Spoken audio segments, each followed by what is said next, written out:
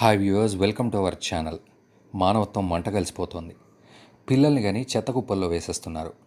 అలా చెత్త కుప్పలో దొరికిన అమ్మాయి తిరిగి పెద్దదైన తర్వాత ఏం చేసిందనేది మనం ఈ వీడియోలో తెలుసుకుందాం. ముందుగా మీరు మా ఛానల్ని సబ్స్క్రైబ్ చేశారా?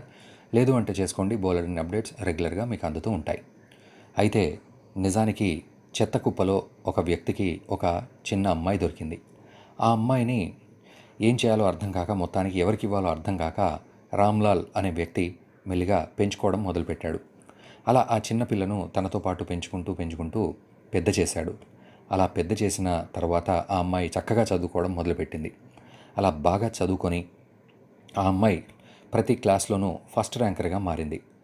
పేరుకు పేద అమ్మాయి, కాకపోతే చదువులో చాలా రాణిస్తోంది.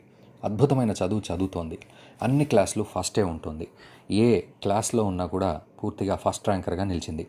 మరి ఈ అమ్మాయి ఎంత అదృష్టం చేసుకున్న అమ్మాయో తెలీదు, ఎంత దురదృష్టం చేసుకున్న అమ్మాయో తెలియదు, కానీ చెత్త కుప్పలో దొరికింది. కానీ ఆ కుటుంబం నిజంగా అదృష్టం చేసుకుంది.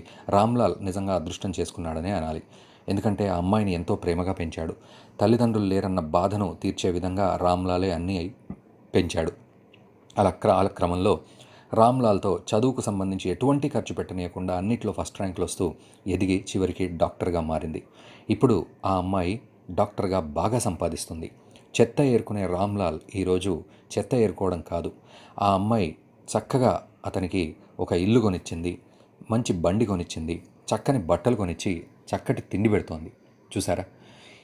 ఏ రోజైతే ఈ అమ్మాయిని చెత్త కుండీలో దొరికింది అనుకున్నాడో ఆ రోజు పడేస్తే, పక్కకు తప్పుకుంటే అతని జీవితం ఇలా ఉండేది కాదు. ఇప్పటికీ చెత్త ఏరుకునేవాడు.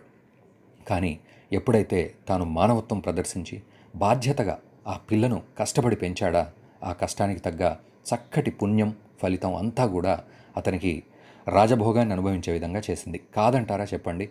మీరేమంటారు చెప్పండి? మొత్తానికి ఆ అమ్మాయి ఇప్పుడు డాక్టర్ అయి తన తండ్రికే కాదు, పెంచిన తండ్రికి కాదు, ఇంకా ప్రపంచానికే సేవ చేస్తోంది.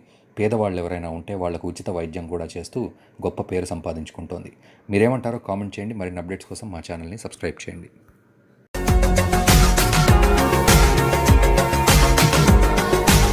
మరిన్ని అప్డేట్స్ కోసం మా ఛానల్ని సబ్స్క్రైబ్ చేయండి.